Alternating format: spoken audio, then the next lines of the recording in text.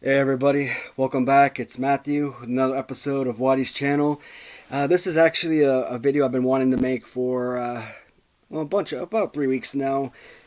Pretty much right as soon as we finished the LJN tournament, I kind of wanted to dive right into the original San Francisco Toymakers.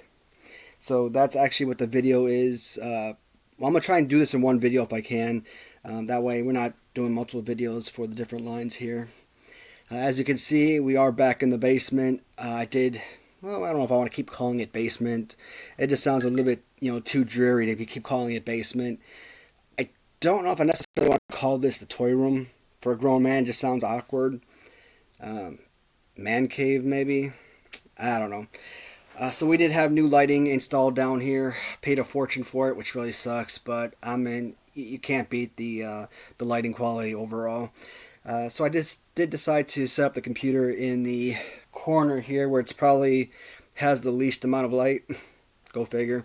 But I kind of like the displays in the background. So and it looks like it's still pretty lit up on the computer. So that's always good. Before we do get into the original San Francisco Toymakers, I did get a few items that I was telling you guys about from the UK. The first one, no surprise, I already described them.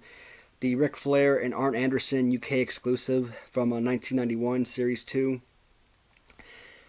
I don't know why I keep purchasing this Ric Flair. I mean, this Ric Flair is absolutely expensive. I mean, we're talking $100+ that I normally pay on this guy. And, I buy so many of them.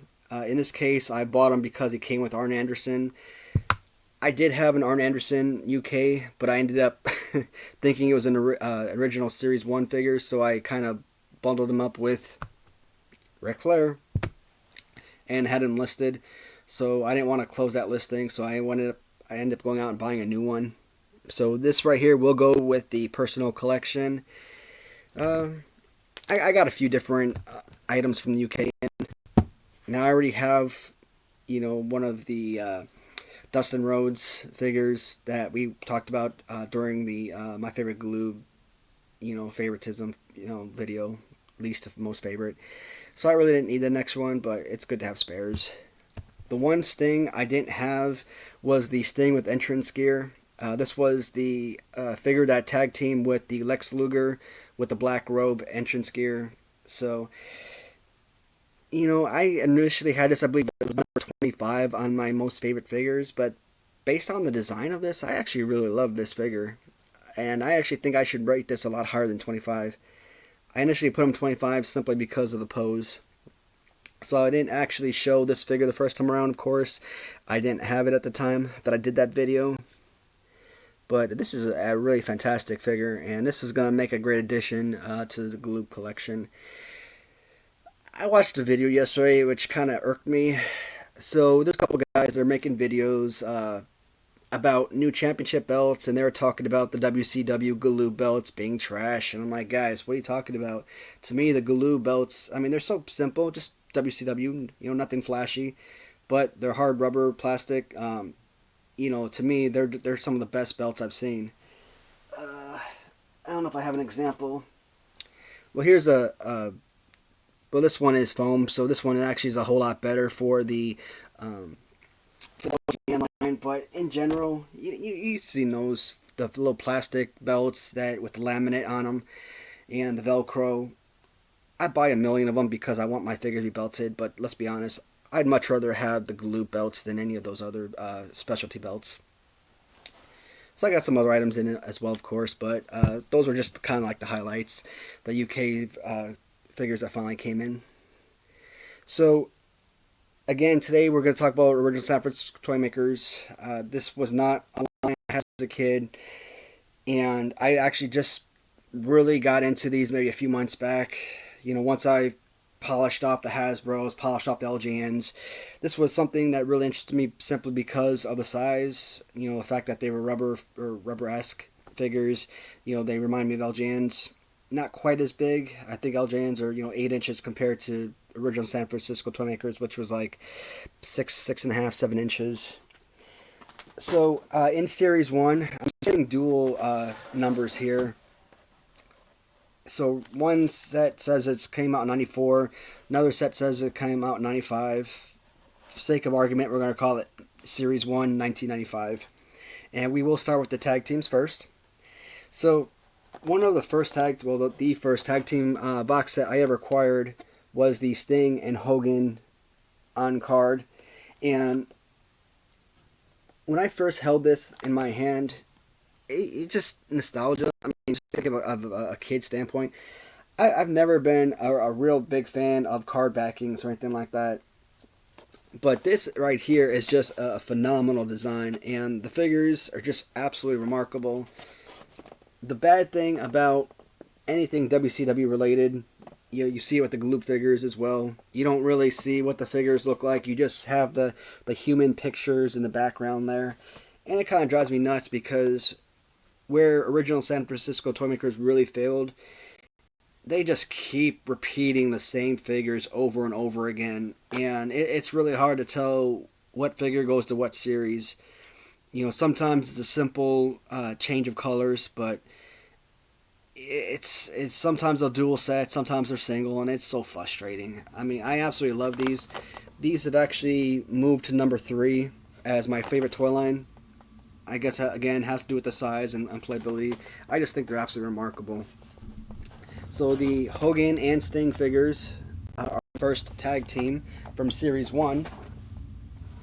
And, I'm not very tech savvy. I've mentioned it before. I don't have the ability to, go dark, black out, my screen. So what I'm probably going to do is just simply hold up a sign or something and then pause the video, kind of use that as my fadeaway, so to speak. And I'm going to put these cards back on the shelf, bring out Series 2, and do the same thing for when I come out with Series 3. So the next tag team is the Harlem Heat figures. Again, when you look at Harlem Heat, all you see is the human photo. You don't really see what they're actually going to look like. And as much as I love these figures, I think Harlem Heat, to me, actually has the best fighting pose figures of any of the wrestlers you see. Now the Hogan with the arms up, kind of like Macho Man, LJN type style.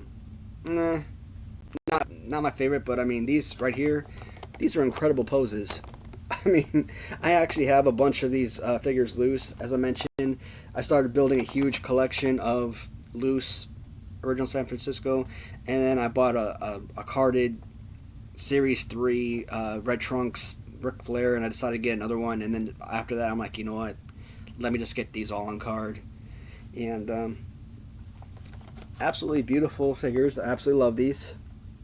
I didn't watch WCW, so I'm not really familiar with Harlem Heat per se. I think I have heard of them, of course, but I'm not really familiar with the fighting styles or anything like that. So that is the second tag team. Tag team number 3 is Nasty Boys, and I call them Nasty Boys Black. So it does show that Series 1 also consisted of Nasty Boys Green. So the exact same figures, everything's exactly the same, but just again swap out the black color with the green color. And when you see the backing, again, they're all the same exact thing. All you see is Nasty Boys.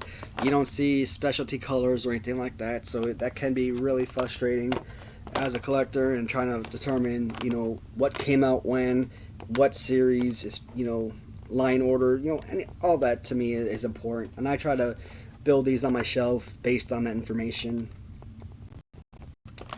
So that is 3 of the 4 tag teams from Series 1. Again, Nasty Boys came out with 2 sets, one green outfit, one black outfit. And again, what bothers me, not just that one thing right there, but in Series 1, they also came out with individual sets. So I think the Nasty Boys on individual card were just simply black. I don't think they came out in any other color. Again, same exact color, or same exact figure, no difference in pose or anything else. This one's a Jerry Sags, of course. Now, they do have Brian Knobbs for Series 1. I don't have that figure, but again, That's all he's going to look like. I have these loose as well. A bunch of the loose figures I've listed for sale. I have no need to try and keep the loose figures if I'm going to get them all on card. So Brian Knobbs, I don't have the Hulk Hogan, and from the Hulk Hogan Sting tag team, he's going to look exactly like that. Another interesting thing I find about the Series 1 of the original San Francisco Toymakers, these are all on a black card. Now, normally when you think the black card series, you think the last line of the series. And to me, those are always going to be like the most expensive figures. And to see the very first time around that they put black carded series, you're talking about the most common figures, which I take it back. Series 1 and 2 of these are actually not the most common. I think Series 3 is probably the most common line. But we got Jimmy Hart on an individual card. Same thing, card backings, singles or tag team, it doesn't matter. They're going to give you the exact same information. No change there. Then we got Johnny B. Bad. I want to say this guy's name was Merle or something. I could have the name wrong. I mean, Johnny B. Bad, I don't recognize that name myself. But I have seen this character with a different name. Again, the name Merle's popping in my head, but I don't know if I'm pronouncing it correctly or if I'm missing letters somewhere. I really want the Series 2 of this guy. I'm pretty much missing all of Series 2, but again, basically everything I'm showing you here is exactly what Series 2 looks like. Now, the Johnny B. Bad from Series 1 compared to Series 2, here you got like a white scheme with blue colors. The other one is, instead of white, separated with silver or gray. Really the only difference between the two figures from Series 1, Series 2. But that is Johnny B. Bad Series 1.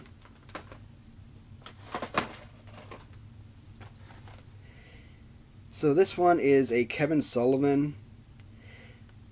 I'm trying to wonder if this is this. I don't think so. Now, I remember hearing about a wrestler that greatly resembled Hulk Hogan, and he was fired a short time thereafter, even though he was a great wrestler, for the simple fact that they didn't want, another wrestler to be confused for Hulk Hogan. I don't know if Kevin Sullivan, because to me, I don't want to say you have to be blind, but I don't know if this is the same person I'm thinking of. Just kind of looking at it, him off the side. Could he pass for Hogan? I mean, maybe if you kind of close one eye and, squint with the other. Who knows, maybe. Kevin Sullivan, black trunks. Again, one of the more common Kevin Sullivan figures. And I think I might have gotten one or two more. I could be wrong. Kevin Sullivan, black trunks, Series 1. Now we move to Flair. Comes in two different Series 1 tights. I do have Ric Flair with purple tights. I do not have Ric Flair with the blue or baby blue, light blue, sky blue.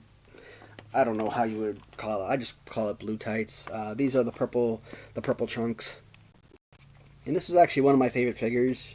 I mentioned Harlem Heat, obviously, of all the, OSFTM. I might as well just call them Original San Francisco Toymakers because that's a whole lot easier than trying to think of the acronym. But those obviously have my favorite pose of any of the figures. But this one might be, second or third right behind Harlem Heat. Not too bad. Again, Ric Flair, purple trunks. So the last one I have, and I might be missing a figure. Well, I'll bring it out either way. But this one is going to be a Sting with blue tights. Blue tights, blue trunks, blue pants. I don't know. I think I bought this one. I think I bought another Sting. I think an entrance gear Sting maybe. And it came from Canada, and I bought these loose. I paid like $50 or $60, maybe even more than that. I think purchase price was probably like $20, but then shipping wise, probably spent like another $60+. And it couldn't have been that much. I mean, Canada, not too bad in as far as shipping costs. Now UK, yeah, you get a little figure like this, you're paying $60 plus on shipping alone. But I mean, I like this one. I'm really digging the, I believe it was Series 2 with when he has the pink pants. But I've seen that on well, not auction, but I've seen that listed, and they want $200+ for it. Do I absolutely want it? Of course I do. Again, staying with pink pants are probably the ones I'm more eager than any other figure to acquire. But $200, no, I will not do that. So, Series 1 does end with the Vader. I do have a Vader on card, but I didn't pull it off, so either that's a Series 2 Vader, or I just didn't pull off all the figures. Um, right now, we're at 16 minutes, so I think if I do go through and actually pull all the cards off the shelves, this will probably end up being like a 35 to 45 minute video. So I think what I'll do is I'll probably separate it by series. I don't have a complete collection, so these videos won't be super long or anything like that. So I'm going to end the video here. I will keep making the video, come out with series 2, series 3. Series 2 and 3 I'll probably put together, only because I don't have maybe 2 figures from series 2. Again, they're all duplicates from this video anyways. 1 or 2 paints changes, that's about it. Alright guys, thank you for watching, and I will be back in a few seconds with the next video. Thanks guys.